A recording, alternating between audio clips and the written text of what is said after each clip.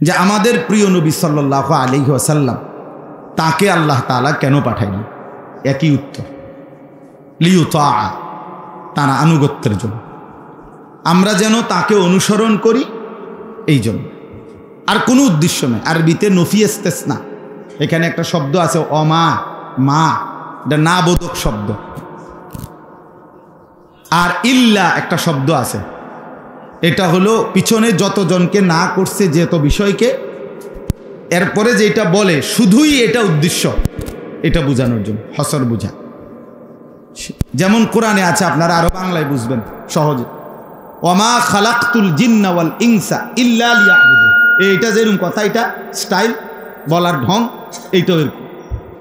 আল্লাহ তাআলা বলেন আমি মানুষ এবং জিনকে অন্য কোনো উদ্দেশ্যেই বানাই নাই, শুধুই একটা উদ্দেশ্য, আমার ইবাদত করো। এই কথাটা বুঝছেন? এটা যেরকম যে আর কোনো উদ্দেশ্য নাই,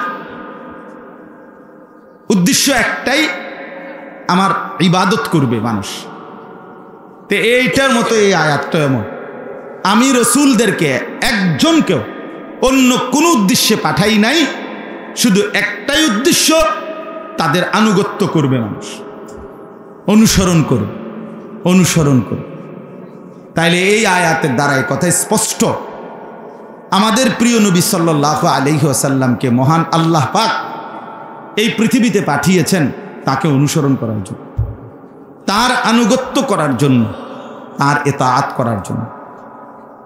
কোরআনুল কারীমের আরো কয়েকটা আয়াতের তরজমা আপনি শুধু শুনেন, তাইলেও আপনি বুঝবেন। আল্লাহ তাআলা কোরআনুল কারীমের মধ্যে বলছেন, কুল ইন কুনতুম তুহিব্বুনাল্লাহ ফাত্তাবিউনি। হে নবী, আপনি বলেন তোমরা যদি আল্লাহকে ভালোবাসতে চাও তাহলে আমি মুহাম্মদ, আমি রসুল, আমার আনুগত্য করো, আমার অনুসরণ করো। ইউহিব্বুকুমুল্লাহ, তাইলে আল্লাহ তোমাদেরকে ভালোবাসবে, ওয়া ইয়াগফির লাকুম যুনুবাকুম, এবং তোমাদের সমস্ত গুনাহ মাফ করে দিবে। তাহলে বোঝা গেল এই আয়াতেও আল্লাহ তাআলা বললেন নবীর কাছে, নবীজির মাধ্যমে আমাদের কাছে আল্লাহর চাওয়া যে আমরা নবীকে অনুসরণ করব। কি করব বলেন না? বলেন, যে কয়জন মনোযোগ দিয়ে শুনতেছেন আপনারাই বলেন, সবাই মনোযোগ আরো রাইতে হইতো না। আপনি বুঝেন না কথা? এ গাফেল থাকবেই, এর ভিতরে দিয়েও আর শেষ হয়ে যাবে। হ্যাঁ হ্যাঁ, জানেন না এটা? এর ভিতর দিয়েই কি ইসরাফিল একদিন ফু দিয়া লাগবে। হ্যাঁ, হাদিসে আছে, ব্যক্তি চুন সুরকি মানে সিমেন্ট বালু মাখছে, তার হাউস মানে তার পানির যেই হাউস, এটার মধ্যে এখন সে আস্তর করব, ফিনিশিং দিব, আর এই অবস্থায় ইসরাফিল ফু দিব, হেতে সিমেন্ট গলে। ইসরাফিল ওই সময় ফু দিবে। কাস্টমার মাল চয়েস করতেছে কাপড়ের কালার, এই সময় ফু দিবে। দোকানদার টাকা গুন্না বাংতি দিতে আছে বাকি টাকা, বুঝেন নাই কথা? এই অবস্থায় ইসরাফিল ফু দিবে। কৃষক জমিতে লাঙ্গল দিচ্ছে, এই অবস্থায় সবাই ঘুমাইছে, রেডি হইছে, ঘোষণা হইছে, সবাই একার আতফাও দুইয়া টুইয়া উজু এস্তেঞ্জা কইরা টুফি টাফি মাথা দিয়া নীরবে সিদ্ধা হইয়া বইছে আর ফু দিছে ইসরাফিল। বিষয়টা কি না এমন না? এই কর্মব্যস্ত মানুষ যার যে ধান্দায় আছে, এর ভিতরে দিয়ে ইসরাফিল ফু। এটাই হাদিস বাপ। এই জন্য আল্লাহর কথা যখনই হয়, যেখানেই হয়, কিছু মানুষ গাফেল, কিছু মানুষ বন খায়, কেউ বাদাম খায়, কেউ বুট খায়, কেউ ছবি উড়ায়, কেউ গপ মারে, কেউ মোটরসাইকেল ঠিক করে, কেউ দৌড়াদৌড়ি ব্যস্ত, গাম পড়তেছে শুধু শুধু, এর ভিতরে দিয়েই মাহফিল শেষ। হ্যাঁ ভাই, এটাই জিন্দেগি। শুক্রবারে জুম্মার বয়ান ইমাম সাহেবরা করে, কিছু মানুষ ওনার এই ইমাম সাহেবের বয়ানের এই ৪৫ মিনিট ওনার পৃথিবীর শ্রেষ্ঠ জুরানি হেসুমে আইয়ে, এর আগেও জুড়ায় না, পরেও জুড়ায় না। মানে ওনার ব্যারামে এটা যে ইমাম সাহেবের ওয়াজ শুরু, ওনার জুরানি শুরু, জিমানি শুরু আর কি। এইটা রোগে, এইটা ওনার এটা ধারাবাহিক, ডায়াবেটিসের মতো ধারাবাহিক রোগ, কোনো সময় এটা কন্ট্রোলে আসে না। খামখেয়ালি যে খামখেয়ালি, এজন্য বন্ধু আমার, বাপ আমার, ভাই আমার, আল্লাহর কথা শুনতে হয় মনোযোগ দিয়ে। শুনলে, অনুভূতি জাগলে এরপরে আমলের সুযোগ হয়। শুনলেন না, বুঝলেন না, দিল জাগবে কেমনে, বিবেক জাগবে কেমনে, অনুভূতি জাগবে কেমনে? আমরা মনোযোগ দিয়ে শুনতেই চাই না। কোরআনুল কারীমে আছে আল্লাহ তাআলা বলেন, ফাবাশশির ইবাদ আল্লাযীনা ইসতামিউনাল কাওলা ফায়াত্তাবিউনা আহসানা। হে নবী, আপনি আমার ওই বান্দাদেরকে জান্নাতের সুসংবাদ দিয়ে দেন যারা মনোযোগ দিয়ে কথা শোনে, অতঃপর কোরআন সুন্নাহর কথাগুলো অনুসরণ করে। আমি বলছি আপনারা ফায়জমা, আপনি বুঝছেন লুঙ্গি, কথা বুঝছেন না আপনারা। আমি বলছি উত্তর, আপনি এখন দহিন, তাহলে তো হইতো না। আপনাকে আগে শুনতে হবে, বুঝতে হবে, এরপরে আমল করতে, এরপরে। এই জন্য আল্লাহর কথা মনোযোগ দিয়ে শুনতে হবে। শুধু দফাদফি, লাফালাফি, ফালাফালি করলে কোনো ফায়দা হয় না। এই জন্য আমি অনুরোধ করলাম এটুকু কথা দিল দিয়া শুনে। তাইলে আল্লাহ তাআলা বললেন ফাত্তাবিউনি, আল্লাহর ভালোবাসা পেতে চাও তো নবী আপনি বলেন, আপনার মুখ দিয়ে আপনি বলেন যে হে আমার উম্মত, তাইলে তোমরা আমাকে অনুসরণ করো। বিনিময়ে আল্লাহর ভালোবাসাও পাইবা আর তোমাদের গুনাহও আল্লাহ মাফ করে দিবে। তাহলে এ কথা স্পষ্ট, রাসূলুল্লাহ সাল্লাল্লাহু আলাইহি সাল্লামের অনুসরণের মাধ্যমে নিজের জিন্দেগীর গুনাহ মাফ হয়। কি বলেন, হয় কি না বলেন? গুনাহ মাফ, গুনাহ মাফ। তাহলে নবীজির অনুসরণের মধ্যে আল্লাহর ভালোবাসাও মিলে, নিজের জাহান্নাম থেকে মুক্তিও মিলে। কারণ গুনাহ মাফ হয়ে গেলে তো আমার ঠিকানা জান্নাত, তাহলে জান্নাতও মেলে, জান্নাতও মেলে। এরপরে দেখেন কোরআনুল কারীমের মধ্যে আছে লাকাদ কানা লাকুম ফি রাসূলিল্লাহি উসওয়াতুন হাসানা। নিশ্চয়ই, অবশ্যই তোমাদের জন্য আল্লাহর রসুলের মধ্যেই রয়েছে সর্বোত্তম আদর্শ। তোমাদের জিন্দেগীর সবচেয়ে সুন্দর মডেল, সৌন্দর্য, আদর্শ রয়েছে আল্লাহ বলেন আমার রসুলের মধ্যে, নবী সাল্লাল্লাহু আলাইহি সাল্লামের মধ্যে। তো এখন আল্লাহ বলেন সেই আদর্শকে অনুসরণ করবে কারা? নবীর তরিকা, নবীর জিন্দেগি, নবীর সৌন্দর্য দেখবে কারা? লিমান কানা ইয়ারজুল্লাহ, যারা আল্লাহকে পেতে চায়। কাকে? ওয়াল ইয়াউমাল আখিরা, যারা আখিরাতকে পেতে চায়, অর্থাৎ আখিরাতের মুক্তি, ফুলসিরাতের মুক্তি, জাহান্নাম থেকে মুক্তি, জান্নাত প্রাপ্তি, এটা যারা চায় আল্লাহ বলে তারা আমার রসুলের মধ্যেই তাদের জীবনের সৌন্দর্য খুঁজে পায়। ওয়া যাকারাল্লাহা কাসীরা, এবং যারা আল্লাহ পাকের বেশি বেশি জিকির করতে চায়, আল্লাহর জিকির যারা বেশি করতে চায়, করে, আল্লাহ বলেন তাদের জন্য আমার রসুলের মধ্যেই রয়েছে উত্তম আদর্শ। তাহলে বেশি জিকির করতে করে যারা, তারা রসুলের অনুসরণ করে। যারা আখিরাতকে পেতে চায় তারা রসুলের অনুসরণ করে। যারা আল্লাহকে পেতে চায় তারা রসুল্লাহর অনুসরণ করে, অনুসরণ। এজন্য শুধু জিকিরকারী দেখবেন, শুধু জিকির করে খুব, কিন্তু নবীজির তরিকা, সুন্নাত, চেহারা, সুরতে, চলনে, বলনে, আচরণে, লেনদেনে নবী সাল্লাল্লাহু আলাইহি সাল্লামের সুন্নাত তার মধ্যে নাই। তাহলে আপনি খবর নিলে দেখবেন তার জিকির ঠিক মতো করে না, ভুলে ভরা, ভ্রান্তিতে ভরা, খামখেয়ালিতে ভরা। এটা গুরুত্বপূর্ণ বিষয়। বিশুদ্ধ জিকির করবে, আল্লাহর জিকির বেশি, অটোমেটিকলি তার কলিজার ভিতরে রসুলের অনুসরণ, মহব্বত, অনুসরণের প্রেরণা নিশ্চিত বেড়েই যাবে। যার মধ্যে বাড়ে নাই, আজ যে এত বছর ওটা জিকির করে, ওটা এখনো মেসওয়াক করে, ঘটনাটা কি? জিকিরের সমস্যা, ওনার জিকিরের ত্রুটি, ওনার জিকিরের মধ্যে ত্রুটি।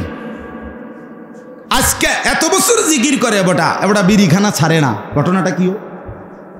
ওনার জিকির করার মধ্যে ভুল আছে। আজকে এত বছর উনি জিকির করে, অথচ চা দোকানে টেলিভিশন দেখার আড্ডাটা এখনো ছাড়ে না। বুড়ো হয়ে গেছে, 65 বছর বয়স, 70 বছর বয়স, এখনো টেলিভিশনের আড্ডা ওনার ছাড়ে নাই। এখনো কথা বললে, আক করলে গালি দেয়, গাইল্লানি ছাড়া বুড়া বেড়া, বাঁকা হইয়া গেছে বেড়া, তে বেড়া অন গাইল্লা, এমন অসভ্য মানুষ নাই? কত বড় নিকৃষ্ট বুড়া মানুষ, এত বয়স্ক মানুষ আপনি, আপনার মুখ দিয়া মিয়া 60 বছর পরে আজও আপনার মুখ দিয়া গালি ছাড়া কথা বের হয় না। আপনার মতো অসভ্য মানুষ আর কে হইতে পারেনি। আপনি ভদ্রতা শিখবেন কোন দিন? আখলাক হবে কোন দিন আপনার মিয়া? আপনার থেকে মানুষ কিছু শিখবে কখন? আপনার ছেলে মেয়ে নাতি নাতনি কিছু শিখবে কখন? এখনো 70 বছর বয়স, 60 বছর বিড়ি খান মিয়া, এখনো চা দোকানে বসে আড্ডা দেন মিয়া। পরবর্তী জেনারেশন আপনার থেকে কি শিখবে? তাইলে আপনার বংশধর আপনার থেকে শিখবে কি? বলে বলে আল্লাহ বলে বেশি বেশি আমার জিকির যারা করে, আখিরাতকে যারা পেতে চায়, আল্লাহকে যারা পেতে চায়, তারা সবকিছুতে রসুলের তরিকা আদর্শ খুঁজতে পায়, তালাশ করে, তারা তালাশ করে। এটা গুরুত্বপূর্ণ। এজন্য জিকিরও সুন্দর করা চাই। আল্লাহর জিকির বেশিও করতে হবে, সুন্দরও করতে হবে। কোরআনে স্পষ্ট আছে সূরা বাকারাতে, ওয়াযকুরুহু কামা হাদাকুম। আল্লাহ বলছে আমি যেভাবে দিক নির্দেশনা দিয়েছি সেভাবেই আল্লাহর জিকির করো। সুবহানাল্লাহ, সুবহানাল্লাহ, সুবহানাল্লাহ, সুবহানাল্লাহ, আলহামদুলিল্লাহ। রিকিতা রিকি, হ্যাঁ রিকি জিকির।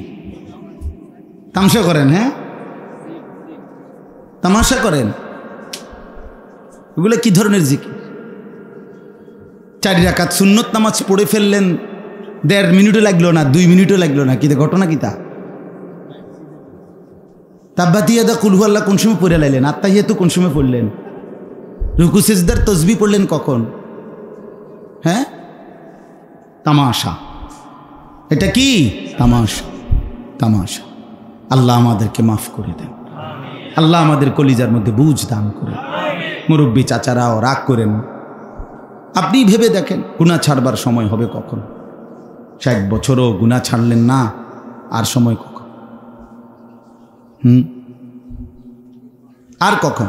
কোরআন শরীফে স্পষ্ট আছে প্রত্যেক জাহান্নামী জাহান্নামের ভীষণ আগুনে যখন উথাল পাতাল ঢেউ খাবে, আগুনের মধ্যে ঢেউ খাবে, তখন জাহান্নামী বারবার চিৎকার করে বলবে রব্বানা আখরিজনা, আল্লাহ আমারে জাহান্নাম থেকে বের করে, একটু সুযোগ আবার দেন, আমি নেক আমল করব। তখন কসম খোদা আল্লাহ তাআলা প্রথম যেই জবাবটা দিবে প্রত্যেক জাহান্নামীকে, আল্লাহ প্রথম জবাবটা বলবে আওয়ালাম নুআম্মিরকুম, আমি কি তোমাকে হায়াত দেই নাই? বান্দা গত 60 বছর কি আমি দিছিলাম না? মনে নাই? গত 50 বছর হায়াত দুনিয়ায় যে থাইকা আসছো সেটা কি আমি দেই নাই?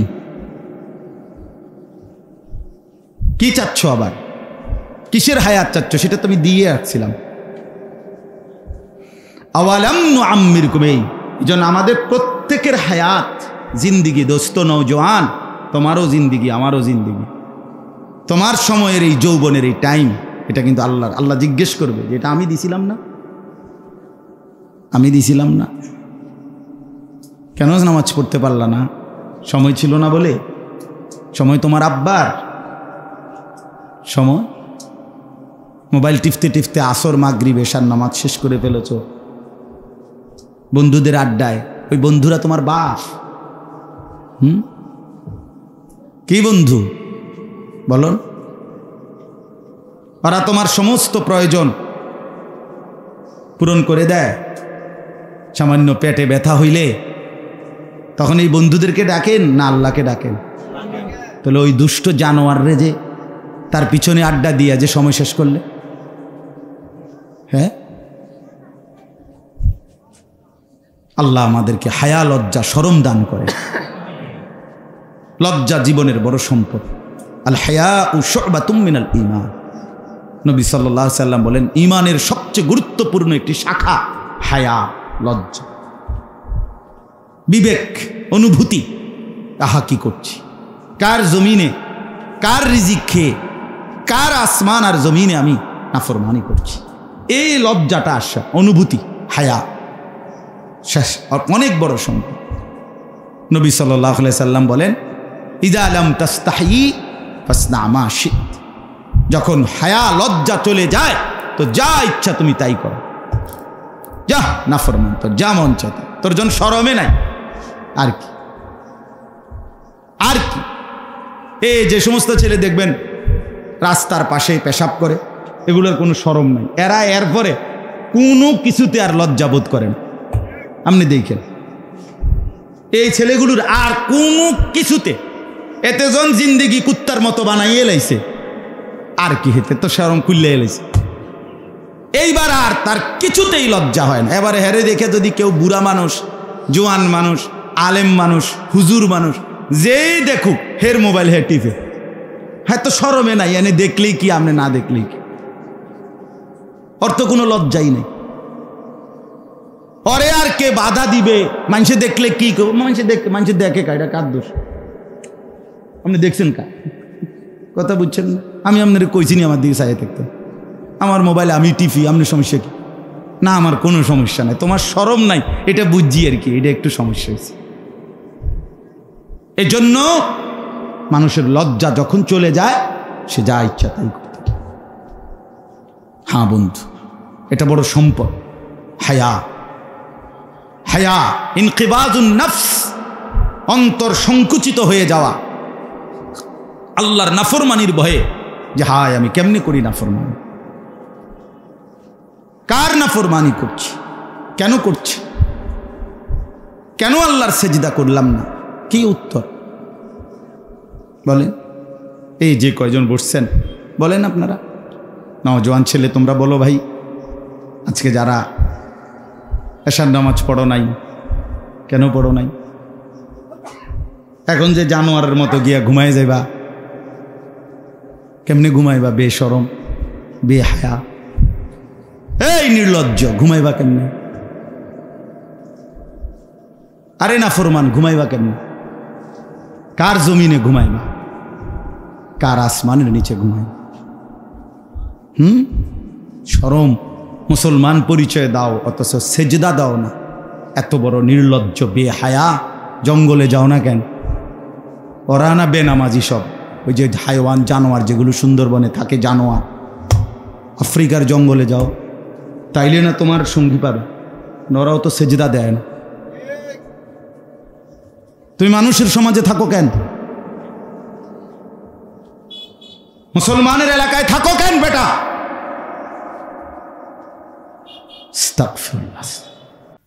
কতটা নির্লজ্জ আপনি কোন? মানুষের তো একটা সামান্য কমন সেন্স থাকে, কি রে আমি মুসলমান, আমার বাপ দাদা মুসলমান, আমগো গ্রামটা মুসলমানের, আমরা বাড়ির চারিদিকে সবাই মুসলমান, আমগো গ্রামে মসজিদ আছে, আজান হয়, ইমাম সাহেব আছে, হুজুর আছে, মাদ্রাসার ছাত্র আছে, এতটি মানুষের সামনে আমি বেনামাজি অসভ্যর মতো হাঁটি। আচ্ছা এটা কি তাই? তুই কি প্লাস্টিক রে? এটা কি মানুষ রে? এটা আপনি বুঝছেন না? এটা তো মানে ন্যূনতম লজ্জা নাই, এখানে ন্যূনতম শরম নাই, এটা এটা একদম বেশরম, একদম বেহায়া, বেনামাজি একদম বেহায়া। ওরে জঙ্গলে মানায়,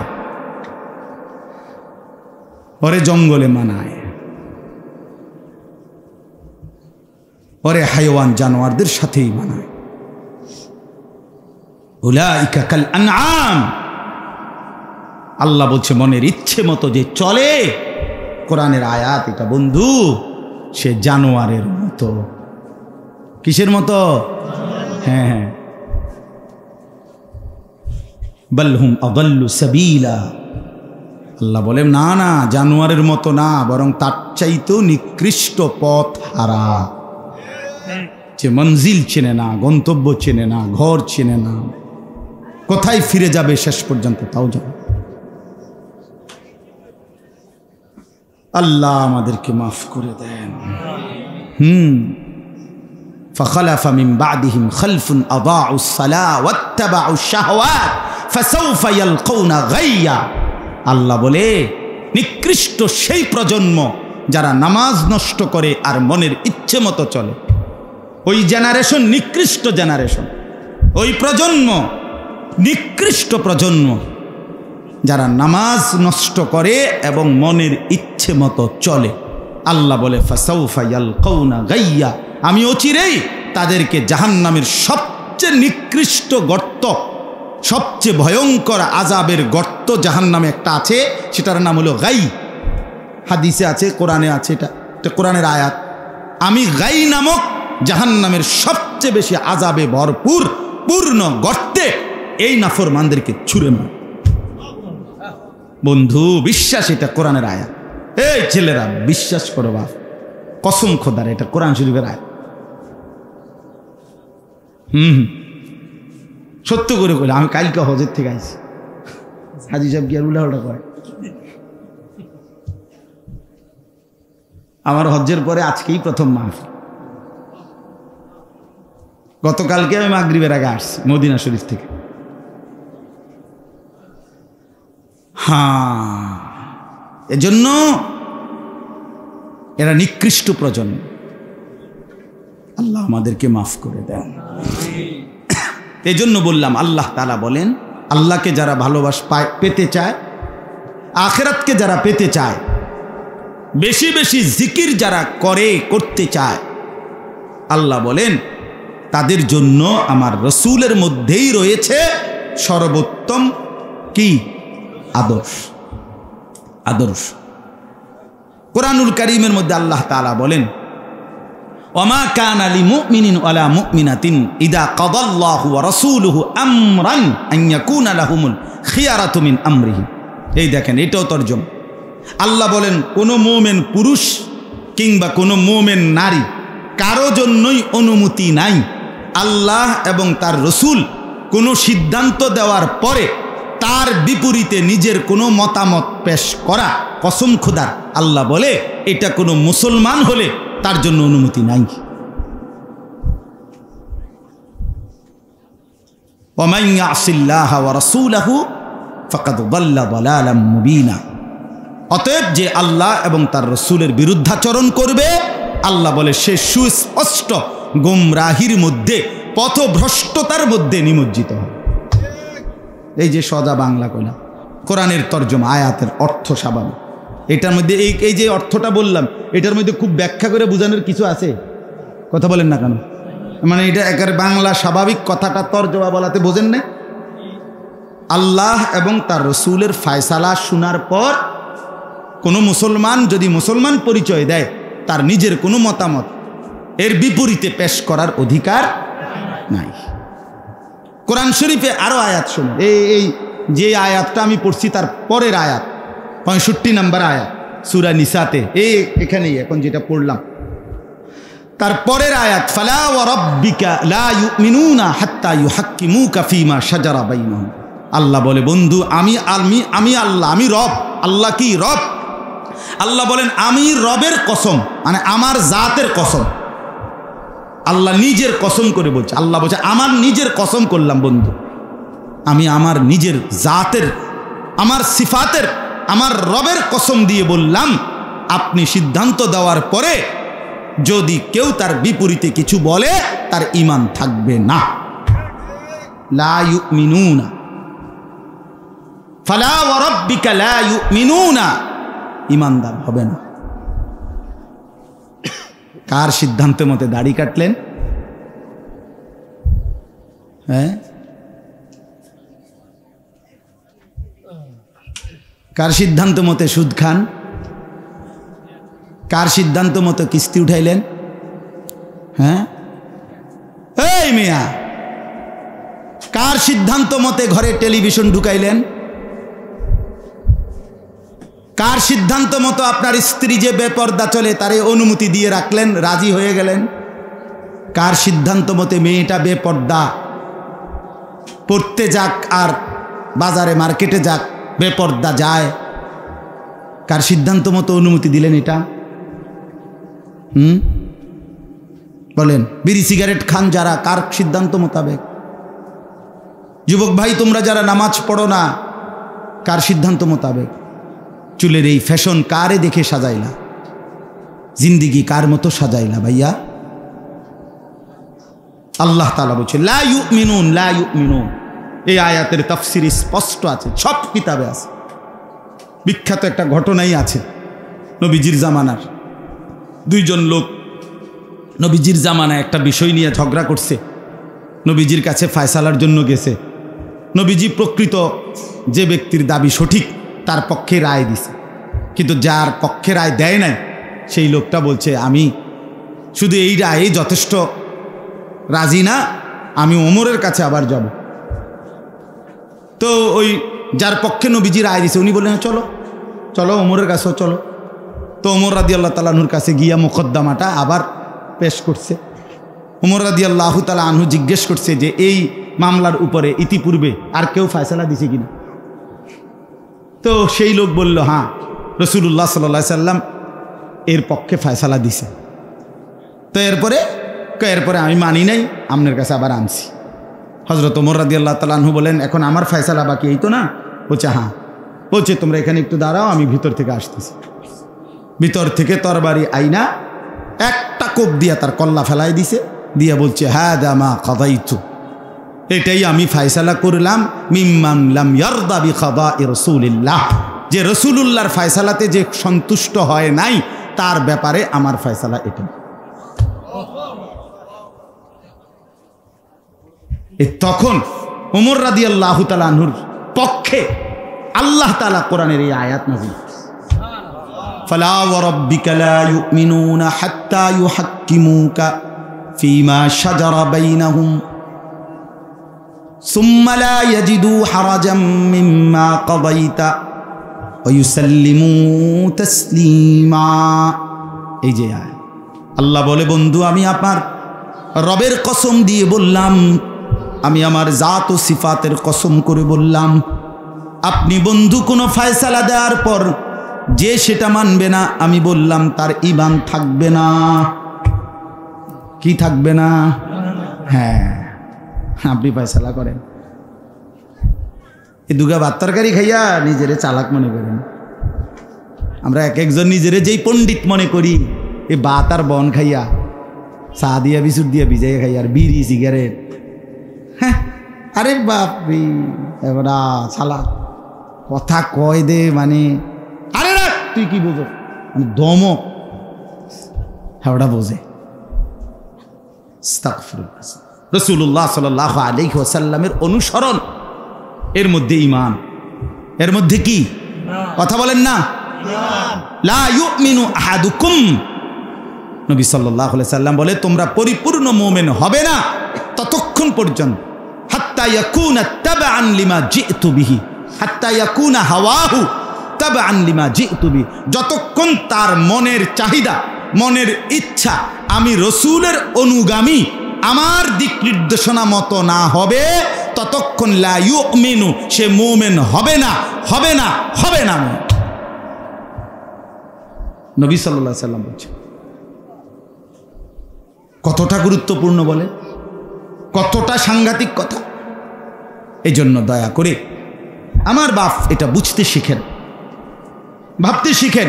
আপনাদের কাছে অনুরোধ করলাম, আল্লাহ তাআলা বলেন ওমা আরসালনা মির রাসূলিন ইল্লা লিইউতাআ বিইذনিল্লাহ, সমস্ত রাসূল আমি পাঠিয়েছি লোকেরা যেন তার আনুগত্য করে।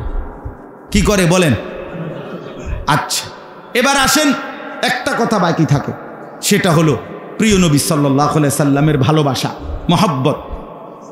আল্লাহ তাআলা কোরআনে স্পষ্টভাবে বলছেন তোমাদের বাবা মা, তোমাদের স্ত্রী সন্তান, তোমাদের আত্মীয় স্বজন, তোমাদের ভাই বোন এবং তোমাদের ব্যবসার মাল, তোমাদের বসতের ঘর এবং তোমাদের প্রিয় যেই কোনো জিনিসের চাইতে যদি আল্লাহ রসুল জিহাদ, আল্লাহর রাস্তায় জানবাজি রেখে জিহাদ করা, এই তিন জিনিস যদি সবচেয়ে ভালোবাসার বস্তু না হয়, প্রিয় না হয়, তাহলে ফাতারাব্বাসু হাত্তা ইয়াতি আল্লাহু বিআমরি, আমি আল্লাহর আযাব আসার জন্য অপেক্ষা করি।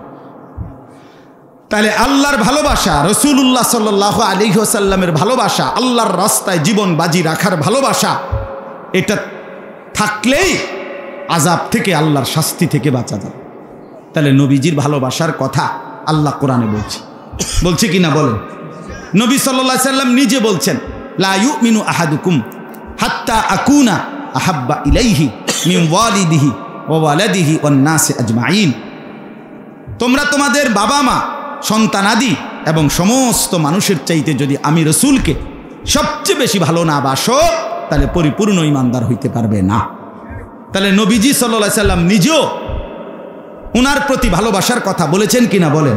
তাহলে এখন আপনি কোরআনের সহজ হিসাব, আয়াতগুলোর মধ্যে, কোরআন সুন্নাহর মধ্যে নবীর ভালোবাসার কথা আছে, আর সাথে সাথে কোরআনের অসংখ্য আয়াত এবং রসুলের হাদিসে সেই ভালোবাসার দাবিতে নবীজির অনুসরণ, ইত্তেবা, নবীজির আনুগত্য, এটার কথা বলা আছে।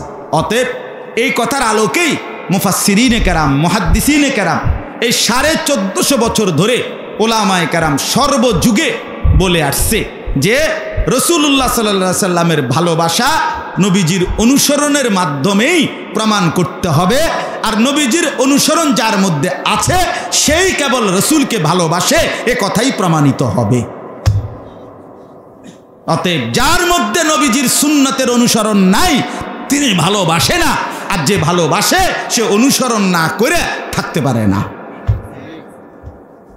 একটা আরেকটার সাথে কাগজের এই পিঠ ও পিঠ, এই কাগজ এইটার এই পিঠ আর এই পিঠ, তাহলে এই পিঠ থেকে এই পিঠটা আলগা করা সম্ভব? এইটা আলগা করা যাবে? এটা পয়সার এই পিঠ ও পিঠ আলাদা করা যায়? টাকার এই পিঠ ওই পিঠ আলাদা করা যায়? ঠিক রাসূলুল্লাহ সাল্লাল্লাহু আলাইহি সাল্লামের ভালোবাসা এবং অনুসরণ আলাদা করা যায়। ভালোবাসলে অনুসরণ করতে হয়, অনুসরণ করলে ভালোবাসা প্রমাণিত হয়। কোন তো এই বাংলা কথাটা কইলে ভালো, আমার কথার মূল কথা আদায় হবে। কোন কি কইছি? কোন ভালোবাসলে অনুসরণ করতে হয়? না না, মাথা লাগতে বলি নাই মিয়া, মুখে বলতে বলছি। কোন কথা এটা? সবাই বলো। হ্যাঁ, অনুসরণ করলে ভালোবাসা প্রমাণিত হয়। কোন আবার কোন? হ্যাঁ, বুঝছেননি কথা? এটা সহজ হিসাব, এটা একদম বাংলা সহজ কথা। আল্লাহ তাআলা এই জন্যই বলছে, কোথাও বলছেন ভালোবাসা, কোথাও বলছেন অনুসরণ, কোথাও বলছেন অনুসরণ, কোথাও বলছেন ভালোবাসা, অর্থাৎ কাগজের এই পিঠ। স্বাভাবিক হিসাব। ভালোবাসো তো অনুসরণ করো, অনুসরণ করো তো ভালোবাসো, খালাস, সোজা হিসাব। এই জন্য দয়া করে এই কথাটা আপনারা রসুলের শহর থেকে, নবীর রওজা পাকের কাছ থেকে আমি আসছি, এজন্য আমার মনের থেকে এটা বললাম, এজন্য বললাম। রাসূলুল্লাহ সাল্লাল্লাহু আলাইহি ওয়াসাল্লামের অনুসরণ চাই। আমার শায়েখ আরিফ বিল্লাহ হাকিমুন নফস আল্লামা মুফতি মুশতাকুন নবী কাসিমি দামাত বারাকাতুহু, হুজুর তো গত বছর নাকি এই মাহফিলে আসছেন, আলহামদুলিল্লাহ। তো হুজুরে সবসময় বলে যে বহু মানুষ রাসূলুল্লাহর রওজার সামনে মদিনায় যায়, কিন্তু চেহারা সুরতে চলনে বলনে নবীর অনুসরণ সুন্নাতের নমুনা তার মধ্যে নাই। সে কাছে আইসাও দূরে। বহু লোক আছে 70 বছরের জীবনে চোখের পানি ফেলছে, কিন্তু অভাবের কারণে, সামর্থ্য না থাকার কারণে কোনোদিন মক্কা মদিনায় যাইতে পারে নাই। আছেন এমন মানুষ? কত গুনগুনাইয়া কানছে, কত গজল শুনছে নবীর জন্য, তো চোখের পানি পড়ছে, আমি কি যাব না, আমি কি দাঁড়াবো না কোনোদিন? এমন কত মুসলমান কোনোদিন যাইতে পারে নাই, শুধু কানছে আর দুরূদ শরীফ পড়ছে, অথবা নবীর প্রশংসায় কোনো গজল শুনছে তো চোখের পানি পড়ছে। পড়ছে কি না বলে? কিন্তু জীবনটা রাসূলুল্লাহ সাল্লাল্লাহু আলাইহি সাল্লামের অনুসরণ করছে, মিসওয়াক করছে, দাড়ি রাখছে, হালাল উপার্জন খাইছে, বউ বাচ্চারে নামাজ রোজার মধ্যে রাখতে চেষ্টা করছে, পাক পবিত্র রাখছে শরীরটাকে। সব মিলাইয়া নবীর তরিকা নিবেন না, তো আপনি কারে সালাম দিবেন? আলহামদুলিল্লাহ, যে এই 2-4 জন আমার সাথীদের মধ্যে ছিল, আমার 54 জন সাথী, আলহামদুলিল্লাহ আল্লাহর দয়ায় মদিনা যখন রওনা দিছে সবাই চেহারায় দাঁড়িয়েছে। এবং কাল পরশুদিন যখন আসছি এয়ারপোর্টে, ওই পর্যন্ত আমি একজনকে দেখি নাই দাড়িতে হাত লাগাইতে। আলহামদুলিল্লাহ, আল্লাহ আমার সাথীদেরকেও বরকত দান করে, আল্লাহ আপনাদেরকেও তৌফিক দান করে। আমার প্রিয় বন্ধু, আরেকবার দিলের সাথে বোঝাপড়া করেন, অন্তরের সাথে। কেন রাখবেন না? কেন রাখবেন? আরেকবার আমনে টামনে বুঝ করেন, মনের একটা বুঝাপড়া করেন যে রাসূলুল্লাহ সাল্লাল্লাহু আলাইহি সাল্লামের অনুসরণটা আপনার পছন্দ হয় না কেন, তার একটা যৌক্তিক কারণ আপনি বাইর করেন। কথা বুঝেন নাই আমার? আরে আমার কথাটা বুঝছেন কিনা বলেন না? একটা যৌক্তিক কারণ, বিড়ি সিগারেট এই দুর্গন্ধওয়ালা মুখটা কেন বানাইলেন, এটার একটা কারণ দর্শন, একটা কারণ কর না। কথায় কথায় গালি দেন মুসলমান হইয়া, এটা কারণটা বলেন না কি আসলে, কথা বলেন। সুদ ছাড়া, কিস্তি ছাড়া চলতে পারেন না, সংসার চলে না কেন? সুদের লেনদেন করলেন কেন? সুদের মধ্যে আটকাইয়া গেলেন কেন? কয় টাকার অভাবে পইরা সুদ লইছিলেন? কি বলে? দয়া করে এই আয়াত আবারও বললাম, আল্লাহ তাআলা বলছেন আমি অনুসরণের জন্য, আনুগত্যের জন্যই শুধু রাসূল পাঠিয়েছি। এজন্য নবী সাল্লাল্লাহু আলাইহি সাল্লামকে ভালোবাসেন। এটা যদি এখন এই পাশ থেকে একজন একজন করে জিজ্ঞাসা করি, এই পর্যন্ত আমি পর্যন্ত সবাই আমরা বলবো যে হ্যাঁ নবীকে ভালোবাসি, ঠিক কিনা বলেন না? এটা আমরা বুঝি, জিগাইলে একজন একজন করে কইতে কইলেও সবাই কইব এটা, কিন্তু প্রমাণ তো দেখান, কাগজপত্র দেখান। কথা বোঝেন না? কথা BS RS দেখান, খতিয়ান কই, কাগজপত্র লাগবে না আমার কি? তো এটা আপনার জমি আপনি বলতেছেন, এটা দেখাইবেন না কাগজ? তো কই দলিলপত্র কই, কাগজপত্র কই? রাসূলুল্লাহ সাল্লাল্লাহু আলাইহি সাল্লামের ভালোবাসার প্রমাণ। অনুরোধ রইল, আপনি আপনার ভালোর জন্য, আমার জন্য না, আপনার ভালোর জন্য আপনি নবীজির অনুসরণ করেন, তাইলে আপনার ভালো হবে, ভালোবাসা প্রমাণিত। আখিরাত চাইতে হইলে অনুসরণের মাধ্যমে প্রমাণ করতে হবে। আর দুনিয়া ভাত মাছ চাল ডাল জিলাপি বিরিয়ানি খিচুড়ি অথবা দুনিয়াবি কোনো কিছু, এইটা যদি পাইতে চান রাসূলের ভালোবাসার নাম দিয়ে, তাহলে ঠিক আছে, কোনো সমস্যা নেই। কিন্তু আল্লাহ বলছে রাসূলের অনুসরণ করবে সে আখিরাত পেতে চায়, যে আল্লাহকে পেতে চায়, যে বেশি বেশি আল্লাহর জিকির করতে চায়। যে আখিরাত যদি দরকার লাগে তাইলে এই সম্ভব করলে ওই তো না, না কাকু বিড়ি খাইতে খাইতে নবীর ভালোবাসা, জি না, এত রঙে দোয়ান বাহি খায় না, এত রং না, এত তামাশা না। এটা দুনিয়া পাওয়া যাবে, দুনিয়া মিলবে, আখিরাত মিলবে না। আখিরাত। এবার আসেন দ্বিতীয় অংশ, শেষ কথা। একটু আগে আমরা এটা বলছি, নবী সাল্লাল্লাহু আলাইহি সাল্লামের অনুসরণের মাধ্যমে আমাদের আল্লাহ আমাদের গুনাহ মাফ করে দিবে, ঠিক কিনা বলেন? ওই যে ওয়াগফির লাকুম যুনুবাকুম, আল্লাহ বলছে তোমাদের গুনাহও মাফ করে দেব।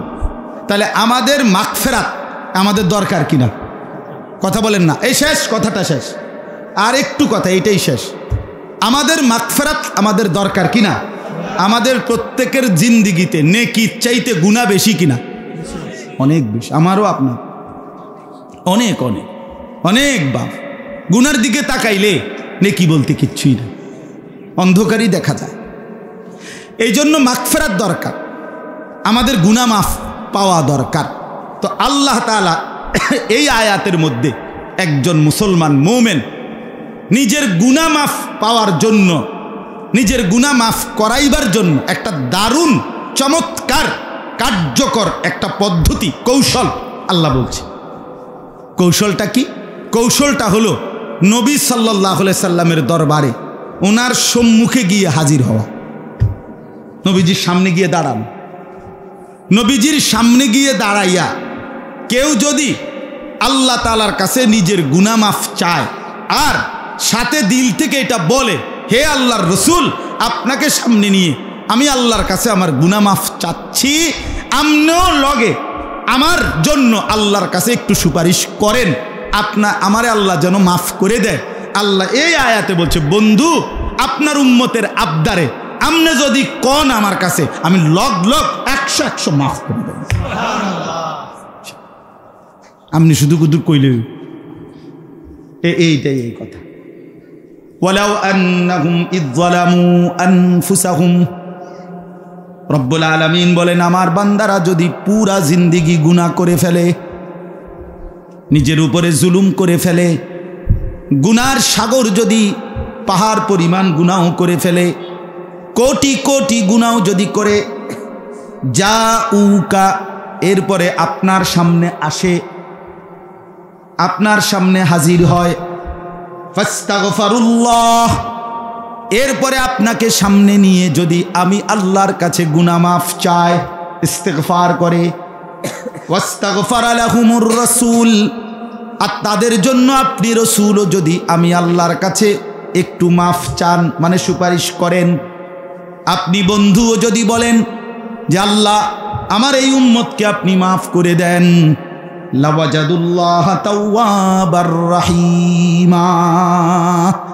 আল্লাহ বলে বন্ধু আমি ওয়াদা দিলাম সাথে সাথেই আমি আল্লাহকে আপনি তওবা কবুলকারী হিসাবেই পাবেন, আমি মাফ করে দেব। রাহিমা, আমি দয়াশীল, দয়াও করব মাফও করব, আমি আল্লাহ অবশ্যই মাফ করে দেব। সুবহানাল্লাহ। হ্যাঁ, কেন মদিনা গেলাম, কেন মদিনা যাব, কেন নবী সাল্লাল্লাহু আলাইহি সাল্লামের রওজার সামনে দাঁড়াবো? এই জন্য আমার যে গুনাহ মাফ দরকার, দরকার না? আমার যে মাগফিরাত দরকার, আমার যে জাহান্নামের আযাব থেকে বাঁচা দরকার, এই জন্য যাওয়া, এই জন্য যাওয়া, এই জন্য যাও। এজন্য রাসূলুল্লাহ সাল্লাল্লাহু আলাইহি ওয়াসাল্লামের, একটু আগে বললাম, সমস্ত উলামায়ে কেরাম এই ব্যাপারে একমত যে এই কোনো ব্যাপারে নবীজির জীবিত থাকাকালীন যেই হুকুম, ইন্তেকালের পরেও সেই হুকুম। কথা বোঝেন না? তাহলে আল্লাহ বলছে আপনার সামনে এসে যদি কেউ মাফ চায় আমি আল্লাহর কাছে, আপনিও যদি বলেন তাইলে আমি মাফ করে দেব। এটা জীবিত থাকাকালীন যেমন, ইন্তেকালের পরে এখন রাসূলুল্লাহর মদিনায় রওজা আতহারের সামনে দাঁড়াইয়া বললে, আর নবী যদি আমার দিলের দরদ আর ব্যথা দেখে, নবীর মহব্বত অনুসরণ দেখে, আর রাসূল সাল্লাল্লাহু আলাইহি সাল্লাম যদি কুদ্দুর বলে, খোদার কসম আল্লাহ মাফ করে দিবে, মাফ করে দিবে। এটার প্রমাণ এই একটা প্রমাণ বলে শেষ করছি। কিতাবের মধ্যে, সব কিতাবে একটা বিখ্যাত ঘটনা আছে। একজন বড় বুজুর্গ ছিলেন উবাইদুল্লাহ আল আতবী রাহমাতুল্লাহি আলাইহি, ওনার নাম আতাবিও বলে।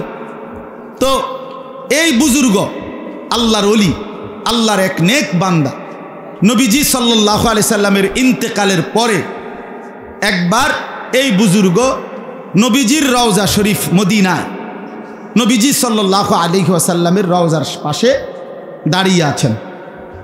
তো এই অবস্থায় একজন সহজ সরল মুসলমান, সাধারণ মুসলমান, এই লোকটা আয়েশা নবীজি সাল্লাল্লাহু আলাইহি সাল্লামের রওজার সামনে, সেই লোকটা এসে দাঁড়াইছে, এই বুজুর্গও পাশে দাঁড়ান। শুনতেছেন কথাটা?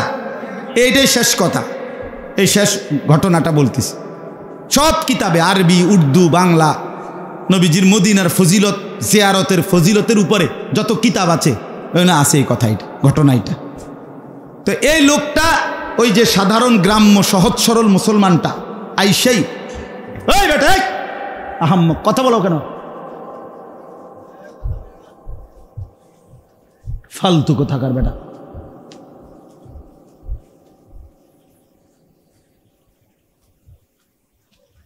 এতক্ষণ ধরে অনুরোধ করতেছি, এদিকেও কথা করে এদিকেও কথা বলে, আশ্চর্য কথা, তামাশা আর কি, একটা আয়োজন করলো আর কি, আর কি কতক্ষণ কাবজা বইল, সারছে কি তা মাহফিল করছি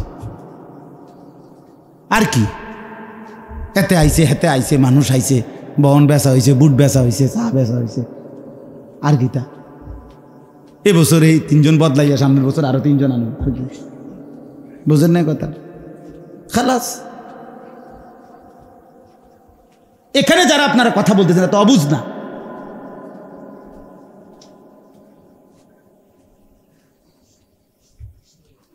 আস্তাগফিরুল্লাহ, আস্তাগফিরুল্লাহ।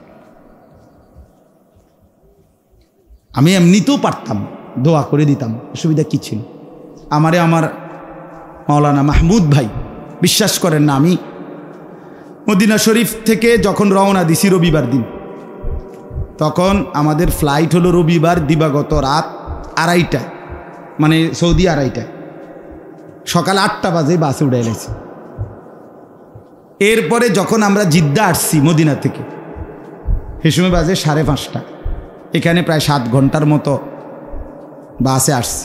এরপরে আপনার বিমানের জন্য, ফ্লাইট বিমানের জন্য 9 ঘন্টার মতো এয়ারপোর্টে বসে রয়েছি, 9 ঘন্টা পরে ফ্লাইট, আবার বিমানে প্রায় 6.5 ঘন্টা 7 ঘন্টা। এর আগের রাত্র যেহেতু চলে আসব, আগের রাত্র আর ঘুমাইছি আর ও রাসূলুল্লাহ সাল্লাল্লাহু আলাইহি সাল্লামের রওজায় বারবার সালাম দিছি, ঘুরে ঘুরে আইয়া ঘুরে ঘুরে একবারে ফজরের টাইমে যখন বন্ধ করে দিবে শেষ আর শেষবার মানে এই সময়ও আমি সালাম দিছি। আবার এই আমি দেখছি আমি তাকাইয়া পিছনের দিকে আবার বন্ধ করে দিয়েছি, মানে আর সুযোগ নেই। তারপরে মানে অর্থাৎ আগের রাত্র আর এমনিতেই কি ঘুমাইছি না, এই সব মিলাইয়া এরপরে আমি আসছি কালকে। আমি তখনই বলছিলাম মাহমুদ ভাইরে যে আমার আজকের মাহফিলটা মানে একদিনটা কমপক্ষে যেন বাদ করে দেন, আমি কষ্ট হয়ে যাব ভাই, আমার খুব ক্লান্তি শরীরে, সারাক্ষণ ঘুম আসতেছে। আমি কিন্তু উনি আমারে কইছে, ওনার মাদ্রাসা তো আমি বয়ান করছি ওই মাদানিয়া, কিন্তু উনি বলছে হুজুর আমার মাদ্রাসার বয়ানটা তো কোনো সমস্যা নাই, এটা মাসিক ইসলাহি মাহফিল ভিতরে হয়, আমারটা তো আমি বাদ করে দিতে পারতাম, কিন্তু এই মাহফিলটার কথা বলছে এই ছেলেরা অনেক মহব্বত করে আয়োজন করছে, অনেক খুশি হয়েছে, তারা অনেক বক্তা আলেম ওলামা দাওয়াত দিছে, পোস্টার আমনে তারার খুশি হইব হুজুর। তখন আমি শুধু এই মাহফিলটার কথা শুই না যে ঠিক আছে ঠিক আছে, আমি বলছি ঠিক আছে আমি এই পরে আসছে। আমার প্রচণ্ড ক্লান্তি শরীরের মধ্যে, কথা বুঝছেন কি, কিন্তু কোনোভাবেই আপনাদেরকে বুঝাইতে পারলাম না, আপনারা আপনাকে ক্যাশ করতে আছে। আহা আফসুস, আসল আফসুস। পাঞ্জাবি টুপিওয়ালাও কথা কারে বলবো কারে শোনাম, পাঞ্জাবিওয়ালারও আর কিছু দরকার নেই, এখন মোবাইল আছে, সমস্যা কি, যা দরকার সেটা তো আছেই, ফেসবুকে আছে, ইউটিউবে আছে, আর কি দরকার, যেটা লাগবে সেটা তো মোবাইল আব্বারে গেলেই হবে।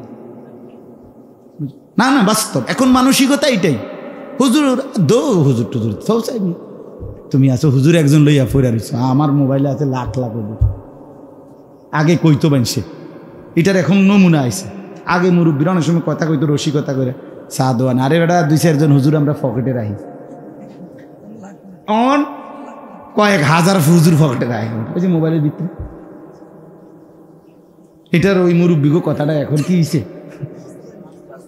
বাস্তবায়ন। আমার ভাইয়া খামখেয়ালিতে বললাম না, জিন্দিগি চলে যা।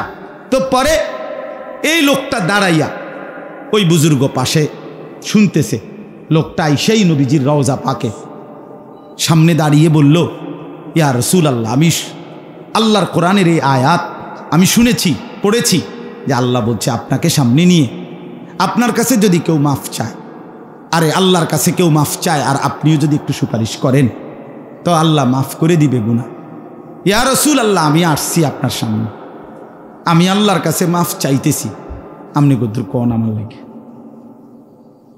এই লোকটা বলছে, ও সাধারণ যে আপনার কাছে আমার অনুরোধ, আমি মুস্তাগফিরান বিযুনুবি, আমি আমার গুনাহের জন্য মাফ চাচ্ছি, ও মুস্তাশফিআন বিকা ইলা রব্বি, আর আপনার কাছে আপনার মাধ্যমে আল্লাহর নিকট বলার জন্য আপনার কাছে একটু সুপারিশ চাচ্ছি। আপনি কদ্দুর সুপারিশ কোন আমার লাগে কদ্দুর। এই কথা বলে এই সাধারণ লোকটা, সহজ সরল মুসলমান এই লোকটা আপনার এরপরে একটা 4টা শের পড়ছে, 4টা লাইন নবীজির মোহব্বতে কবিতা আবৃত্তি করছে। ইয়া খায়রা মান দুফিনাত বিল কায়ে আযমুহু ফাতাবা মিন তিবিহিন্নাল কাউ ওয়াল আকামু নফসিল ফিদাউ লিকবরিন আনতা সাকিনুহু ফীহিল আফাফু ওয়া ফীহিল জুদু ওয়াল কারাম। এটা নবীজির প্রশংসার বাক্য কিছু। এই 4টা শের পড়ে লোকটা চলে গেছে। এই বুজুর্গ বলেন, ওবায়দুল্লাহ আল আতাবি রাহমাতুল্লাহ আলাইহি বলেন, একটু পরেই নবীজির রওজা থেকে বের হয়ে আমি এক জায়গায় বসছি, আমার একটু হেলান দেওয়াতেই আমার চোখে ঘুম চলে আসছে। ওই বুজুর্গ যিনি দাঁড়াইয়া শুনছিল লগে, কথা বুঝছেন কেন, কসম আল্লাহর। ওই বুজুর্গ বলেন সাথে সাথেই চোখ ঘুমের থেকে ঘুমে যাওয়াতেই, ঘুম আসাতেই আমি নবী সাল্লাল্লাহু আলাইহি সাল্লামের স্বপ্নে নবীজির জিয়ারত নসিব হয়েছে। আর নবীজি সাল্লাল্লাহু আলাইহি সাল্লাম বললেন, আমাকে বলছেন এখন আলহিক, তুমি ওই বেদুইন, ওই আরবি যে লোকটা একটু আগে আমার সামনে দাঁড়াইয়া আমার প্রশংসার বাক্য বলছে, আমার কাছে সুপারিশ চাইছে, তুমি তারে এক্ষণ গিয়া বলো আমি তার জন্য সুপারিশ করছি আর আল্লাহ তারে পুরা মাফ করে দিচ্ছে। আচ্ছা, এইটা যে বাস্তব সত্য গল্প কাহিনীটা, এই ঘটনাটা, এটার প্রমাণ কি জানেন? প্রমাণ হলো এখনো আজকে 1000 বছর 100 বছর পরেও এখনো আজকের এখনো রাসূলুল্লাহ সাল্লাল্লাহু আলাইহি সাল্লামের রওজা মুবারক যেখানে দাঁড়িয়ে সালাম দেয় হাজী সাহেবরা, যেখানে দাঁড়ায় এখানের মাঝের 2 খুঁটিতে ঠিক মাঝখান বরাবর আমি প্রতি বছর গেলেই যখনই যাই আমার হাজী যারা লগে থা আমার সাথে তারপরে দেখাই স্বর্ণের অক্ষর, স্বর্ণ দিয়ে মোড়ানো অক্ষরে এই 4টা শের কবিতার এই লাইন 4টা এখনো আছে, আজও আছে, এখনো আছে। এখন আমি দেখাইছি ওই বেটা এটার কথা, এই সাধারণ এই লোক কিন্তু বলছেটাকে হ্যাঁ মিয়া আজও আছে। সবাই ওই হাজী সাবরা তো এমনি সাধারণ অনেকে তো পড়তে পারে না, এটা বুঝে না, ওই কত কথাই তো লেখা আছে, কিন্তু এটা ওই বেদুইনের শের যে নবীজির ভালোবাসায় নবীজির সামনে দাঁড়িয়ে এটা পড়ছিল এবং আল্লাহর কাছে ইস্তিগফার করছে, সুপারিশ চাইছে নবীজির কাছে। এজন্য বাপ 2 কথা আজকে বললাম। 1 নম্বর কথা হলো রাসূলুল্লাহ সাল্লাল্লাহু আলাইহি সাল্লামকে যদি ভালোবাসেন অনুসরণ করতে হবে, আর নবীজিকে প্রেরণের উদ্দেশ্যই নবীজির অনুসরণ, বলেন না কি? আর 2 নম্বর কথা হলো মক্কা এবং মদিনার জিয়ারত, আল্লাহর ঘর এবং রসুলের রওজা পাকের জিয়ারত, এটার স্বপ্ন দেখবেন। কি বলে? এটা দিলের মধ্যে তামান্না করবেন, মনে মনে বলবেন, মনে মনে চেষ্টা করবেন, প্রস্তুতি নেবেন যে মাওলা আমি কখন আপনার ঘর দেখব, আমি রসুলের রওজায় যাব কখন, ওই কালো গিলাফ দেখব কখন, ওই সবুজ গম্বুজ দেখব কখন, আপনার বন্ধুর সামনে দাঁড়াবো কখন। আমার রুমমেট একজন ছিল আমার সাথে, ও বেচারারে আমি এমনি ভালো ইঞ্জিনিয়ার, অনেক কিছু শিখাইছি, এটা কইবেন, কেমনে সালাম দিবেন, কেমনে কি করবেন, খুব ভালো মানুষ। উনিরও রাসূলুল্লাহ সাল্লাল্লাহু আলাইহি সাল্লামের রওজা শরীফের সামনে কাছে গিয়ে বাইর হইয়া পরে আমার কজরে আমি সব ভুলে গেছি, আমি আর কিচ্ছু মনে নাই আমার, কি বলবো, আমি নবীজির সামনে দাঁড়িয়ে ভাবতেই সব ভুলে গেছি। এই জন্য বাপ এটা কেমন অনুভূতি বিশ্বাস করেন, এটা বোঝানো সম্ভব না। হ্যাঁ, 1450 বছর ধরে যার আলোচনা পৃথিবীর রন্ধ্রে রন্ধ্রে হচ্ছে, সেই তিনি ওইখানে এবং জীবিত, হায়াতুন নবী সাল্লাল্লাহু আলাইহি ওয়াসাল্লাম, সশরীরে জীবিত। এজন্য দয়া করে আজকে বললাম হজ্জের জন্য, আল্লাহর ঘর জিয়ারতের জন্য, রাসূলুল্লাহ সাল্লাল্লাহু আলাইহি ওয়াসাল্লাম মানে নবীজির জিয়ারত করতে হইলে আপনাকে হজ বা উমরায় যাইতে হবে। কথা বুঝছেন কি না? বলে এটার স্বপ্ন দেখে, প্রস্তুতি নেন, অল্প 1000 টাকা করে জমান, 500 টাকা করে জমান, আলগা একটা জায়গায় মাওলা আপনার ঘর দেখব বলে 1000 টাকা দিয়ে কতদিন পরে টাকার 8 লাখ টাকা কোন সময় বুক, কত বছর লাগবে? না না, আপনার মহব্বত আল্লাহর পাক দেখলে, বান্দার ভালোবাসা দেখলে আল্লাহ তাআলাই ব্যবস্থা করে। আমার পরিচিত এক হাজী সাহেব, উনি দেখা হয়েছে ওখানে মদিনায়, বললাম আমি জানি উনি খুব দুর্বল মানুষ, আমি বললাম কখন আইলেন বা আর কে আসছে আপনার সাথে? আমার বিবির নিয়ে আসছে। আমি বললাম আপনি কোন কি, আপনি 2 জনে আসছেন হচ্ছে? হ্যাঁ। কেমনে আসলেন?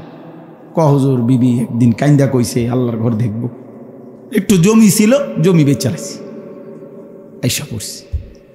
আচ্ছা বলেন মালিক কেমন খুশি হয়েছে? হ্যাঁ, আল্লাহ চাইলে তাকে এর চাইতে বেশি দিতে পারেন। 3 শতক জায়গা আল্লাহর কাছে বেশি তো। এই জন্য দয়া করে এখন থেকেই স্বপ্ন দেখেন যুবক ছেলেরা, তোমরাও ভাইয়া, কত কিছুই তো দেখতে মন চায়, কক্সবাজার দেখতে মন চায়, কুয়াকাটা দেখতে মন চায়, কত বাংলাদেশের বা বাহিরের কত চাকচমক, কত বিনোদন পার্ক, কত কিছু দেখতে মন চায়। তো কালো গিলাফ আল্লাহর ঘর, ঠিক আছে, জেনারেটর আছে, আসালু মাশাআল্লাহ। এই জন্য যুবক ভাই তোমাদেরকে বলি, নওজোয়ান চলো না একবার দিল থেকে নিয়ত করো আল্লাহর ঘর দেখব, বলো না ভাইয়া? আল্লাহর ঘর দেখতেও তো মন চাওয়া দরকার। নবীজির রওজা, সবুজ গম্বুজ, রওজা পাক, সেটাও তো দেখার ইচ্ছা থাকা দরকার। এর চাইতে বড় ইচ্ছার কি হইতে পারে, এর চাইতে বড় আকাঙ্ক্ষার কি হইতে পারে? এজন্য দয়া করে প্রত্যেকেই সুন্নাতের অনুসরণ, রাসূলুল্লাহ সাল্লাল্লাহু আলাইহি সাল্লামের অনুসরণ শুরু করবেন। বলেন ইনশাআল্লাহ। মিসওয়াক ব্যবহার করেন, দাড়ি রাখেন, হ্যাঁ, খাওয়ার সময়, খাওয়ার শেষে, ঘুমের সময়, ঘুমের পরে, টয়লেট বাথরুমে ঢুকতে বের হইতে, মসজিদে ঢুকতে বের হইতে কি কি সুন্নত নবীজির একটু 2-4টা করে করে শেখেন, পালন করেন। উপার্জন হালাল হারাম ভাইসা চলেন, বউ বাচ্চারে কেমনে নামাজি বানানো যায় ফিকির করেন, একটু উদ্যোগ তো নেন, কিছু কিছু চেষ্টা তো করেন। আর সম্ভব না, আমার বুঝি হুজুর কথা ভালোই কইছেন, আসলে ওইতো না, এটা তো অপদার্থের কথা, এটা তো দজভঙ্গ মানুষের কথা, এটা তো ফালতু মানুষের কথা। আমি ওইতো না, আর ভাইতাম না। খানা খাইবেন না? খামো, ভাত খাইতাম না। বাবা, খানা দাবাত খাইবেন নি? হ খামো। আর তো গুস্ত লবেন নি? চাচা হ্যাঁ লমো, গুস্ত কানা লম। খানা 100 কামের কথা কইলে ওটা নাই। কেন? দুনিয়া তো ভোগ করতে কোনো পিছপা হন না, তো আখিরাতের জন্য প্রস্তুতি নেবেন না? কথা বলেন না কেন?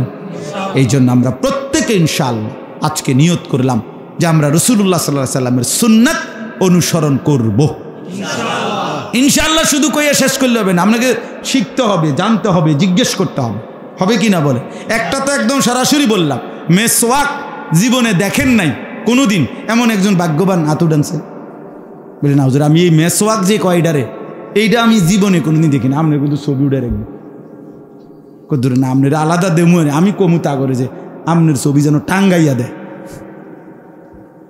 এটা দেখছেন না মেসওয়াক কখনো? কথা বলেন না কেন?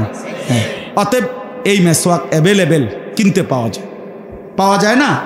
20 টাকা, 10 টাকাও আছে, 15 টাকাও আছে, কিনেন। এটাই শুরু করেন যে আজকে সিদ্ধান্ত নিলাম ইনশাআল্লাহ কালকে একটা মেসওয়াক কিনবার চেষ্টা করে মেসওয়াকটা আমরা ব্যবহার করি। যতবার আপনি ওযু করবেন ততবারই মেসওয়াক করুন। বলেন না? হইছে না, মানে করুন, এত নগদ না।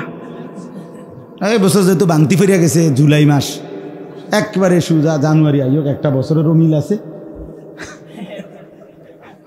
ঠিক নেই কথাটা? অথবা এই সপ্তাহ বাংতি ফিরিয়া গেছে, আজকে মঙ্গলবার, শনিবার দেখি না, এরকম কালকে কিনবেন দেখেন, ভালো হবে। মিসওয়াক করলে দাঁত পরিষ্কার হয়, নবীজি বলছে আল্লাহর সন্তুষ্টি পাওয়া যায়। মিসওয়াক করলে ইমানের মৃত্যু হয়। নবীজি বলছেন জিব্রাইল আমার কাছে যতবার আসছে কোরআন নিয়ে, আয়াত নিয়ে, ওয়াহি নিয়ে, ততবার যাওয়ার সময় কসম নবীজি বলছে ততবার যাইতে সময় আমারে মিসওয়াকের কথা বলে গেছে। যতবার আসছে জিব্রাইল, শুধু কোরআনের আয়াত নিয়ে আসছে জিব্রাইল আলাইহিস সালাম নবীজির কাছে 24,000 বার। কয় হাজার বার? তো মেসওয়াকের কথা বলছে কয়বার? জি, একটা শুধু বললে আপনি এই সুন্নতটা অনুসরণ করুন। এটা কওমি মাদ্রাসার হুজুরগো সুন্নত না, অনেক কথা আবার অ্যালার্জি আছে, ব্যারাম, বুঝেন না কথা? এটি ওয়াহাবির গো আমল না, এ ওয়াহাবির না, এটা নবীজির আমল। কথা বলেন না কেন মিয়া? এটা রাসূলুল্লাহ সাল্লাল্লাহু আলাইহি ওয়াসাল্লামের আমল। বেটা ঢালা দিয়া, ধাক্কা দিয়া, খোঁচা মাইরা ফেলে দিয়েন না, হাসরের ময়দানে আটকায় যাবে। দুনিয়া চলবে মিয়া, ভাত মাছ গরুর গোশত ফার্মের মুরগা ইডি বন্ধ হইতো না, ইডি চলছে বালাই, খানা দানা আটকাইতো না, আখিরাত আটকায় যাবে, পরকাল আটকায় যাবে। আজকে সবক সুন্নত মোতাবেক জীবন গড়ব ইনশাআল্লাহ। মক্কা মদিনার সফর, আল্লাহর ঘরের জিয়ারত, রাসূলুল্লাহ সাল্লাল্লাহু আলাইহি ওয়াসাল্লামের জিয়ারতের স্বপ্ন, প্রস্তুতি, চেষ্টা, আকাঙ্ক্ষা করব ইনশাআল্লাহ। আল্লাহ আমাদেরকে তৌফিক দান করেন। আলহামদুলিল্লাহি রাব্বিল আলামিন। আল্লাহুম্মা আনতাস সালাম ওয়া মিনকাস সালাম, তাবারাকতা ইয়া যাল জালালি ওয়াল ইকরাম, ইয়া আরহামার রাহিমিন, ইয়া আরহামার রাহিমিন, ইয়া আরহামার রাহিমিন। রব্বানা যালামনা আনফুসানা ওয়া ইল্লাম তাগফির লানা ওয়া তারহামনা লানাকুনান্না মিনাল খাসিরিন। রব্বানা আতিনা ফিদ দুনিয়া হাসানা ওয়া ফিল আখিরাতি হাসানা ওয়া কিনা আযাবান নার রব্বিরহামহুমা কামা রব্বায়ানি সগীরা রব্বানা হাব লানা মিন আজওয়াজিনা ওয়া যুররিয়াতিনা কুররাতা আ'য়ুন ওয়াজআলনা লিল মুত্তাকিনা ইমামা। মাওলায়ে কারীম আপনি মাফ করে দেন, রব্বে কারীম আপনি মাফ করে দেন, মাওলা আপনি মাফ করে দেন, রাত গভীরে মাফ করে দেন, পুরা জিন্দেগির নাফরমানি সব মাফ করে দেন। মাওলা পেছনটা বড় বেশি অন্ধকার, মাওলা দেখি বলতে কিছুই নাই, জীবনটা আল্লাহ গুনাই ভরা। আল্লাহ আপনার নাফরমানি করেছি বারবার, আপনাকে মানি নাই বহুবার। আল্লাহ আপনি নারাজ হয়েন না, মাওলা মাফ করে দেন, আগামী জিন্দেগি সুন্দর করে দেন, ঈমান আমলের দৌলত দান করেন, তাকওয়ার জিন্দেগি দান করেন, গুনাহ থেকে বাঁচবার হিম্মত দান করেন। আল্লাহ জীবনটা সুন্দর করে দেন, আখিরাত সুন্দর করে দেন, দুনিয়া আখিরাতের ভালাই দান করেন। আল্লাহ কবরের আযাব থেকে বাঁচান, জাহান্নামের আযাব থেকে বাঁচান, দাজ্জালের ফিতনা থেকে বাঁচান, কবরের মুসিবত থেকে বাঁচান। সমস্ত কবরবাসীদেরকে মাফ করে দেন, এই এলাকার আশপাশের সমস্ত কবরবাসীদেরকে মাফ করে দেন। আল্লাহ এই মাহফিলের আয়োজক যারা যেভাবে জুড়েছে সবার বংশধর খানদানকে মাফ করে দেন। আল্লাহ প্রতিটা টাকায়, প্রতিটা ঘামে, প্রতিটা মেহনতে, পরিশ্রমে আপনি বরকত দান করেন। আল্লাহ এই মাহফিলখানা কবুল করে নেন। আল্লাহ আমাদের ঘর পরিবার, স্ত্রী, সন্তানদেরকে নেক জিন্দিগি দান করেন, ঈমান আমলের জিন্দিগি দান করেন, তাকওয়ার জিন্দিগি দান করেন। আল্লাহ আমাদের সবাইকে কবুল আর মনসুর করেন। প্রিয় নবী সাল্লাল্লাহু আলাইহি সাল্লামের সুন্নাতের অনুসরণ তৌফিক দান করেন, মিসওয়াক করবার তৌফিক দান করেন। আল্লাহ আপনি দয়া করে আমাদের সবাইকে কবুল আর মনসুর করেন। আজকের মাহফিলখানা কবুল করে নেন। আল্লাহ ছেলেদের এই আয়োজন ভুল ভ্রান্তি যা হয়েছে আপনি মাফ করে দেন। আমার প্রবাসী ভাইরাও সহযোগিতা করেছে। আল্লাহ প্রবাসীরা অনেক কষ্ট করে, আমি চোখে দেখছি মাওলা, বারবার মক্কা মদিনার সফরে দেখছি ওরা অনেক কাঁদে মাওলা, ওরা অনেক কাঁদে। আল্লাহ প্রতিটা প্রবাসীকে আপনি সহি সালামতে নিরাপদে রাখেন মাওলা। বছরের পর বছর, মাসের পর মাস স্ত্রী সন্তান মা বাপ আদর সোহাগ থেকে দূরে থাকে। আল্লাহ বউ বাচ্চা ঘর পরিবারের মুখে একটু হাসি ফুটাবার জন্যে আপনি তাদের দুনিয়া আখিরাত সাজায় দিয়েন, তাদের স্ত্রী সন্তানদেরকে নেক বানায় দিয়েন। আল্লাহ কোনো প্রবাসীর স্ত্রীকে বেপর্দা বানায়েন না, চরিত্রহীন বানায়েন না, কোনো প্রবাসীর ছেলে মেয়েকে নষ্ট করে দিয়েন না। আল্লাহ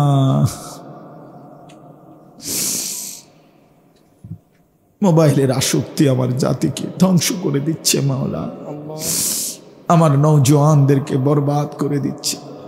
ওরা দিনের পর দিন এখন নামাজ পড়ে না, আপনাকে ডাকে না, মাসের পর মাস ওরা আপনাকে ভুলে গেছে মাওলা, নামাজ পড়ে না। আল্লাহ এদেরকে দিয়ে আগামী দিনে ইসলামের জন্য লড়বে কিভাবে, দাজ্জালের বিরুদ্ধে ঈমান বাঁচাবে কিভাবে, দুশ্মনের মোকাবেলায় এই বেনামাজি সন্তান দাঁড়াবে কিভাবে মাওলা, আপনি ফিরায়া দেন, নামাজি বানায়া দেন, সেজদাওয়ালা বানায়া দেন। আল্লাহ আমার বাবা চাচা দাদা মুরব্বীদেরকে আরো কিছুদিন আরো নেক আমল, আরো ইবাদতের তৌফিক দান করে গুনাহ থেকে বাঁচান, গুনাহ থেকে বাঁচান, ঘর পরিবার নিরাপদ করে দেন। এই মাদ্রাসাখানা কবুল করে নেন, মাদ্রাসাখানা কবুল করে নেন। ছাত্র, উস্তাদ, এলাকাবাসী, সহযোগিতাকারী সকলকে উত্তম বিনিময় দান করে। আখিরি ফরিয়াদ মাওলা, আপনার ঘর দেখবো মাওলা, বন্ধুর রওজা জিয়ারত করব মাওলা, আপনি তৌফিক দিয়েন। আল্লাহ প্রত্যেককে তৌফিক দিয়েন। আল্লাহ অভাব বুঝি না, দারিদ্রতা বুঝি না, আপনি নিয়েন মাওলা। কালো গিলাফ দেখবার সুযোগ দিয়েন, সবুজ গম্বুজ দেখবার সুযোগ দিয়েন। আল্লাহ আমরাও আবার যাব মাওলা, আপনি তৌফিক দিয়েন, বারবার তৌফিক দিয়েন। আল্লাহ যার যত জরুরত পূরণ করে দেন, অসুস্থ বিমারি যারা শিফা করে দেন, কামাই রুজিতে হালাল বরকত দান করেন। রব্বির হামহুমা কামা রব্বায়ানি সগীরা। আয় আল্লাহ মা বোনদেরকে পর্দা পুশিদায় থাকবার তৌফিক দান করেন। আখলাক চরিত্র হায়া শরম মা মেয়েদেরকে আল্লাহ দান করেন। সুবহানা রব্বিকা রব্বিল ইজ্জাতি আম্মা ইয়াসিফুন ওয়া সালামুন আলাল মুরসালিন আলহামদুলিল্লাহি রাব্বিল আলামিন।